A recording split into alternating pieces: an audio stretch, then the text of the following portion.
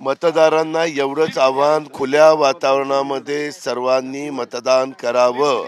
प्रत्येकाने आपल्या सद्विवेक बुद्धीला स्मरून कोण अतिशय चांगल्या प्रकारे नेतृत्व त्या भागाचं करू शकेल, कोण लोकप्रतिनिधी चांगलं काम करू शकेल, त्याचा अतिशय विचार मनापासून करावा. आणि नंतर त्यांनी घटनेचे शिल्पकार डॉक्टर बाबासाहेब आंबेडकर ज्यांनी संविधान दिलं, घटना दिली, कायदा दिला, सगळं काही केलं, त्यांचा जो उद्देश आहे तो व्यवस्थितपणे जनतेने पार पाडावा, कुणाच्याही दबावाला बळी पडू नये.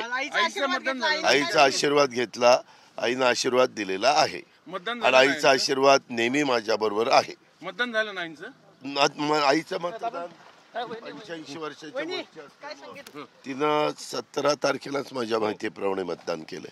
दादा शुभेच्छा तुम्हाला. थँक्यू तुम्हाला. धन्यवाद दादांनी आता सगळे उत्तर दिलेलं आहे. आपण पाहतोय की अजित दादा जे आहे ते घरातून बाहेर पडतायत आणि आज काटेवाडीमध्ये अजित पवारांचं मतदान जे आहे ते पार पडतंय.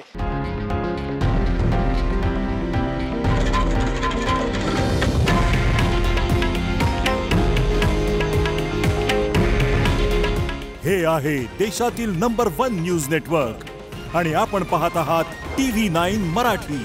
काळजी तुमची, हित महाराष्ट्राचं.